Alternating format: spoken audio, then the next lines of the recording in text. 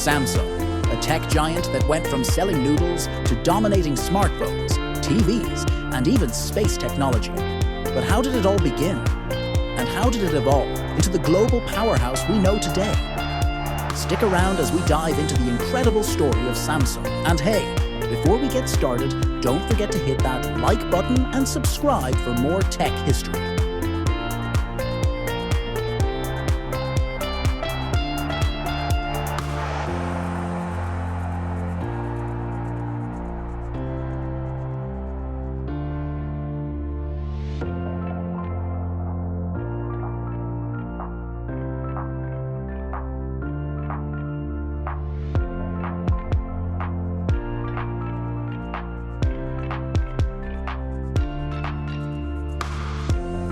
Believe it or not, Samsung started in 1938 in Korea, not as a tech company, but as a small trading business.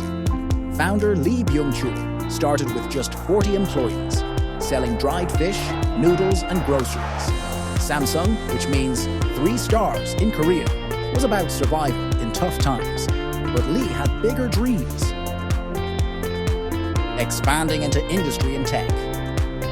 By the 1960s, Samsung shifted gears, moving into textiles, insurance, and even sugar refining. But the real game changer came in 1969. Samsung Electronics was born. They started with black and white TVs and home appliances. By the 1980s, they were making their own semiconductors, the tiny chips that power our devices today. This move set the foundation for Samsung's future dominance. Fast forward to the 1990s, Samsung entered the mobile phone industry. At first, they weren't the biggest players, but everything changed in 2010 when they launched the first Samsung Galaxy S. It took the smartphone world by storm, competing head-to-head with Apple's iPhone. Today, Samsung sells hundreds of millions of smartphones every year. Innovation and global dominance.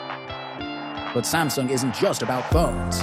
They're leading in smart TVs, AI, and even space technology. Their semiconductors power not just their own devices, but also Apple's iPhones, Sony's PlayStations, and more. Plus, with foldable phones and Galaxy AI, they're pushing the boundaries of what tech can do. So, what's next for Samsung? AI-powered everything? What do you think? Drop a comment below. And if you loved this breakdown, don't forget to hit like and subscribe for more mind-blowing tech history. See you in the next one.